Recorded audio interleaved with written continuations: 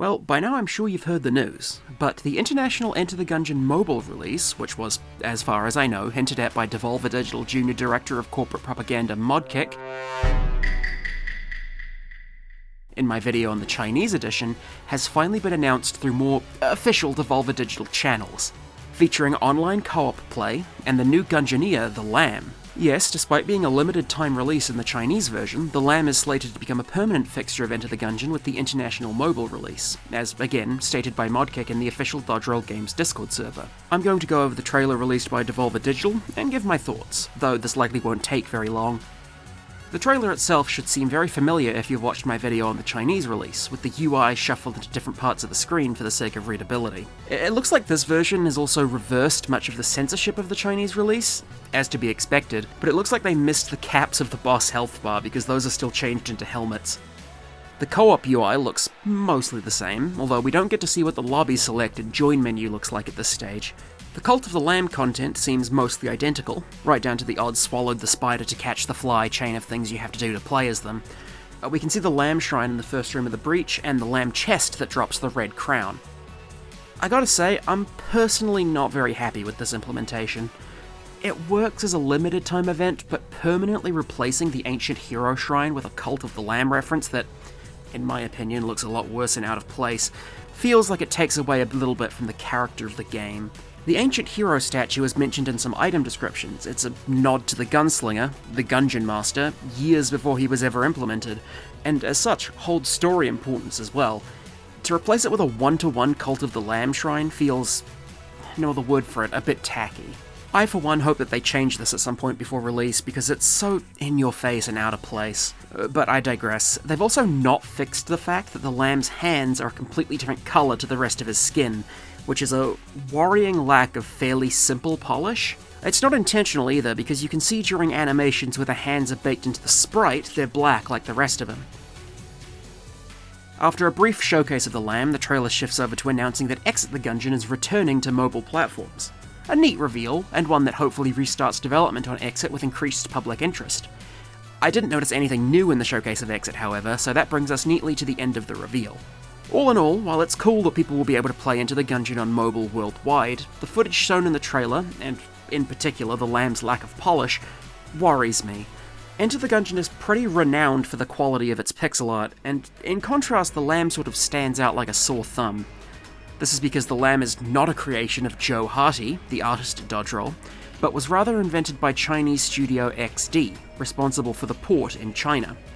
I didn't harp on it much when going over the Chinese release because the Lamb was supposed to be a limited time download incentive, but now that it's a permanent fixture, I think it's worth bringing up that the Lamb sprites aren't really up to par with the rest of the content in Enter the Gungeon.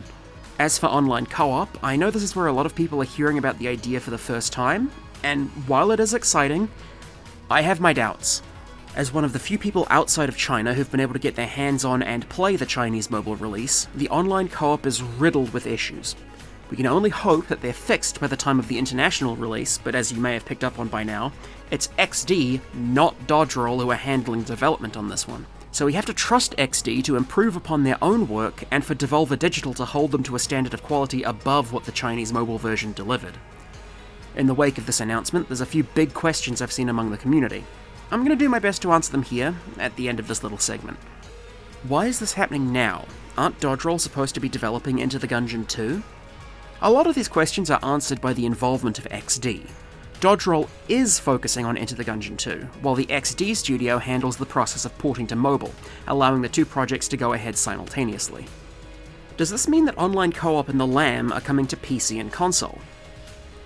I can't ever say for certain, because despite how deeply I've looked into this, I'm still an outside observer. But I personally would say it's unlikely, and at the current stage, perhaps not even desirable. Dodge Roll have stated in the past that the amount of things that would need fundamental restructuring in order to seamlessly integrate online co-op are a major prohibiting factor. Seamless being the key word there, as while the mobile version has online co-op, it also has a lot of seams. Dodge Roll didn't believe it was within their power to implement online co-op at this stage in a way that matched up to the quality of the rest of the game, and didn't want to release a half-assed product. It remains to be seen if XD has the same scruples and how many bugs and issues this implementation of online co-op will have upon release.